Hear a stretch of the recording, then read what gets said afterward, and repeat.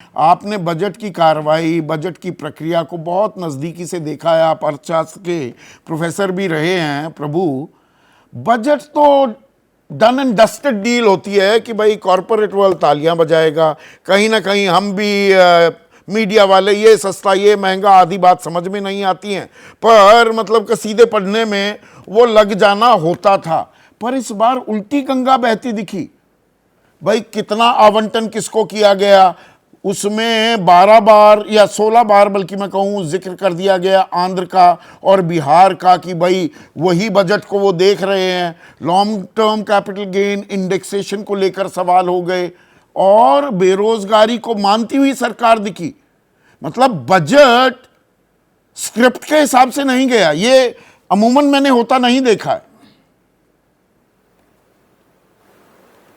Sandeep, budget में हम पहले भी कह चुके हैं, बजट का रोमांस खत्म होता जा रहा है। बजट पुरानी चीज़ हो गई है। बजट के अंदर पहले होता था कई बार कि बजट के अंदर कई चीज़ें आती थी कि टैक्स किस पे लगा, किस पे कम हुआ, किसकी इनकम बढ़ गई, किसके ऊपर एक्साइज बढ़ गई, साबुन महंगा हो गया, लिपस्टिक महंगी हो गई, वो सब चीज़ें डिस्कस होती थी। अब ये बजट जो केवल है, केवल एलीट लोगों के लिए है। डेफिसिट के ऊपर आजकल ज़्यादा चर्चा होती है कि डेफिसिट हमने 3% से कम रख लिया। आम जनता को क्या पता कि डेफिसिट क्या होता है, ये खर्चा है, कितनी इनकम नहीं, आम आदमी की उम्मीदें भी तो बनती है ना, वो उम्मीदें पूरी होती नहीं दिखी भैया। और मार पड़ जाए, इंडेक्सेशन ही हटाते हुए दिखाई दिए। मतलब नितिन गडकरी कहें कि जी थोड़ा सा कम कर दो, रोजगार की समस्या आप मानते हैं पर वो खाका आप नहीं दे पाई। 1 करोड़ लोगों को इंटर्नशिप दे देंगे कैसे? अभी आने वाले महीने क्या ये सवाल अभी गूंजेंगे बजट वाले? नहीं, जीएसटी का सवाल गडकरी ने उठाया। वो सवाल तो फाइनेंस के ऊपर था कि चेयरमैन है वो जीएसटी काउंसिल की, पर जीएसटी काउंसिल में आएगा वो सवाल। तो मैं जो आपने बेसिक सीखा है कि जीएसटी काउंसिल के अंदर हर प्रदेश का मुख्यमंत्री है। किसी भी मुख्यमंत्री ने नितिन गडकरी को सपोर्ट नहीं किया सिवाय कांग्रेस पार्टी या किसी ने। किसी भी ऑपोजिशन के चीफ ने कहा कि जीएसटी कम होनी चाहिए। जीएसटी तो एक लूट मचाने का धंधा है जहाँ सारे मुख्यमंत्री हर पार्टी के मिले हुए हैं। तो बजट की बात के ऊपर जब आते हैं, बजट को रोमांस खत्म हो गया। वो पॉलिटिकल बजट था। आपने ठीक कहा कि बिहार को कुछ पैसे दे दिए, किसी आंध्रा को कुछ और पैसे दे दिए, वो दिखाने के लिए आया था कि एलाइस को हमने इकट्ठा रखना है। अब कल की बात देख ली कि ललन सिंह ने कह दिया उसके बारे में, वक्फ बोर्ड का जो बिल आया था उन्होंने कुछ भाषण दे दिया। बिहार के एक बड़े मंत्री ने आज कुछ स्टेटमेंट और दे दी। तो पॉलिटिकल कंपल्शन उसके अंदर जाते, बजट के ऊपर डिस्कशन पार्लियामेंट के अंदर कम हुई, बजट की राजनीति के ऊपर डिस्कशन ज्यादा हुई और वहां पर व्यक्तिगत इस राजनीतिक खेल में कौन मजबूत दिखा? जो आपने बात उठाई है, मेरे को लगता है अपोजिशन बहुत मजबूर थी कि उनके पास अटैक करने के लिए डिफेंसिव पे नहीं है आजकल अपोजिशन। अब ये भी बात, एक अर्थमेटिक जो है लोकसभा का और राज्यसभा का बदल गया है। लोकसभा के अंदर 50% ज्यादा अपोजिशन है। बीजेपी के वो अगर 300 से ज्यादा सदस्य थे, उतना टाइम उनको मिलता था। उनको 240 है, 240 और 230 दूसरी तरफ हैं, तो बराबर का समय बोलने का मिल रहा है। और official leader of the opposition है जो कभी भी खड़े होकर के बोल सकता है। इसलिए ऑपोजिशन बहुत हावी है क्योंकि उनको छुपाने के लिए कुछ नहीं, अटैक करने के लिए सब कुछ है। पर बीजेपी क्या करती है, डाइवर्ट करने की कोशिश करती है। हर बात को नेहरू पे ले जाती है, इंदिरा गांधी पे ले जाती है, इमरजेंसी पे ले जाती हैं। हमारे धनखड़ साहब भी जब भी जाते हैं इमरजेंसी की बात करते हैं। ये जो बातें हैं उनके पास एजेंडा नहीं है, फैटीग हो गया है। फैटीग क्या, रूलिंग पार्टी के पास आइडिया फैमिन से सफर कर रही है। रूलिंग पार्टी, उनके पास नए आइडियाज नहीं हैं, जिसकी वजह से ऑपोजिशन नए आइडियाज का मतलब आक्रामक होकर के अपने आइडियाज को सामने रखना, चाहे वो आप न्याय की बात करें या जाति की बात करें, वो एक नैरेटिव सेट कर रहे हैं, कॉन्स्टिट्यूशन बदलने की बात करें। तो जब तक मेरे को लगता है कि इस 18वीं लोकसभा के अंदर ऑपोजिशन के पास एक नैरेटिव है, आइडेंटिफिकेशन है। राहुल गांधी की पॉपुलैरिटी पहले से ज़्यादा है। जो गैप था मोदी जी और राहुल गांधी के बीच में बहुत कम होता चला जा रहा है, उनके फॉलोअर बढ़ते चले जा रहे हैं। तो एग्रेसिवनेस जो आती है ऑपोजिशन के अंदर, वो जो उनके अंदर वोट उनकी परसेंटेज बढ़ी है, मेरे को लगता है उनके पास लूज करने के लिए कुछ है नहीं। महाराष्ट्र और हरियाणा का चुनाव हो रहा है, उसके अंदर पहले भी उनकी सरकार नहीं बनी थी। मेजोरिटी बीजेपी की हरियाणा में नहीं आई थी, महाराष्ट्र में बीजेपी की सीटें कम हुई थी। वो जोड़ तोड़ के सरकार बनाने की कोशिश की है, वहां पर इलेक्टेड रिप्रेजेंटेटिव नहीं है उनके। तो उनको बचानी है। अगर ये दोनों सरकारें वो हार जाते हैं जहाँ, तो उसके बाद बहुत बड़ी प्रॉब्लम हो जाएगी। तो मतलब कंट्रोल में उठाई थी, जैसे नैरेटिव गढ़ा जाता था, मुद्दे तय किए जाते थे, राजनीति की पिच तय बीजेपी करती दिखाई दे रही थी, वो इस बार नहीं हो पा रहा। आप ये कह रहे हैं प्रभु? बिल्कुल नहीं हो पा रहा है। मैं वो बात कर, बिल्कुल वही कर रहा है। इस बार नैरेटिव जो है एजेंडा सेट कौन कर रहा है? ऑपोजिशन कर रही है। वो मांग कर रही है कि हम कॉन्स्टिट्यूशन हमारा ये बदलेंगे, हम जाति गणना चाहते हैं। अब जाति के अंदर देखिए कल अब इसका पॉलिटिकल सिचुएशन क्या है कि बीजेपी के schedule caste schedule tribe MP मिले प्रधानमंत्री के, उसके बाद कैबिनेट की बैठक हुई, उसका स्टेटमेंट दे दिया कि अम्बेडकर साहब के कॉन्स्टिट्यूशन के अंदर कोई भी क्रीमी लेयर का सवाल पैदा नहीं होता। उसके बाद सारे लोग चुप हैं। परंतु सवाल है कि 148 या 128 अमेंडमेंट हुई हैं, वो सब कॉन्स्टिट्यूशन में था।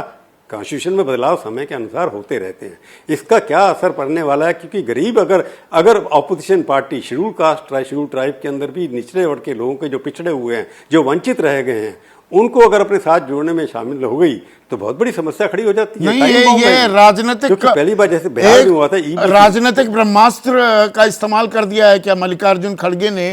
क्योंकि ये जो वर्गीकरण की बात है, कोटा विदन कोटा की बात है, क्रीमी लेयर की बात है, तो दलितों में फिर से शंकाएं पैदा करके मैं सिर्फ राजनीतिक औजार बनाने की बात कर रहा हूं।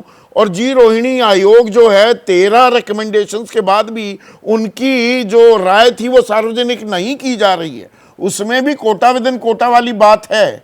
ये दरअसल एक राजनीतिक एटम बम साबित हो सकता है क्या आने वाले दिनों में प्रभु? बिल्कुल होने वाला है कि जाति के नाम पर जिस तरह से लोगों ने वोट दिया, अगर हम ये मान करके चलें यूपी के अंदर अगर सीटें हारी गई हैं, वहाँ पर सोशल इंजीनियरिंग जो अखिलेश यादव ने की कि यादव को वोट ना दे करके बाकी लोगों को दी गया। जैसे बिहार में हुआ था, ईबीसी जो खड़ी की थी, बहुत ही जो बैकवर्ड में से भी बैकवर्ड है उनको इकट्ठा करने की कोशिश की गई थी।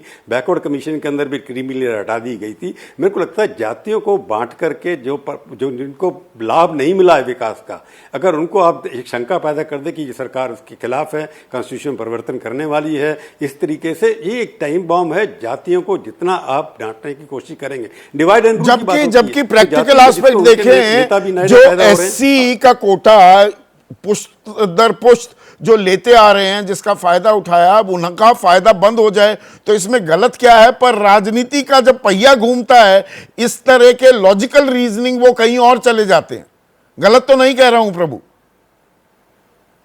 बिल्कुल नहीं, बिल्कुल ठीक कह रहे हैं, एकदम ठीक है। अभी क्रीमी लेयर की बात क्या, मैंने एक आर्टिकल भी लिखा था कि जो लोग फायदा ले चुके हैं, अगर क्या स्पीकर है या कोई पुराने ज़माने में डिफेंस मिनिस्टर रहा, उसकी बेटी आईएफएस ऑफिसर बन गई, या उसके बाद उसका बेटा कुछ और बन गया, दूसरे अफसरों के लोग बन गए, तो ये कॉन्टिन्यूएशन जो है ना, जो ट्रांसफर ऑफ प्रॉपर्टी जैसे होती है, फादर से बेटे को, बेटे से बेटे को, बेटे को, वो एक कोटा सिस्टम वही है।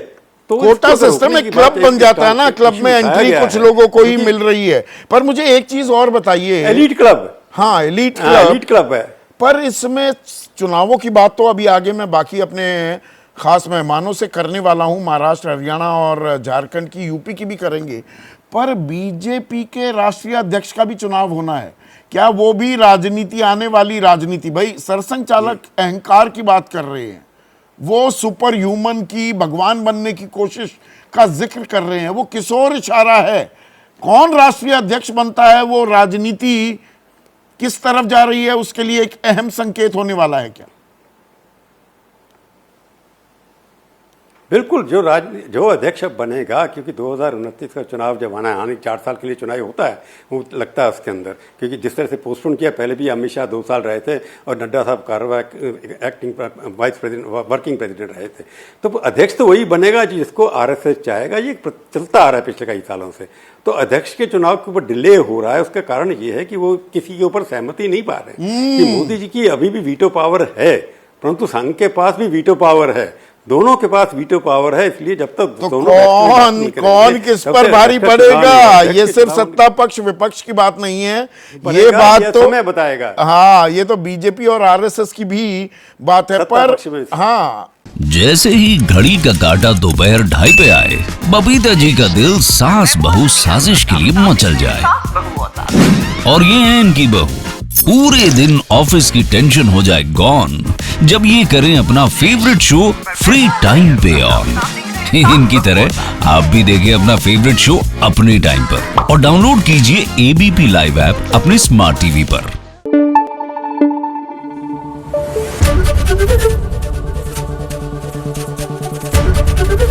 एबीपी न्यूज आपको रखे आगे।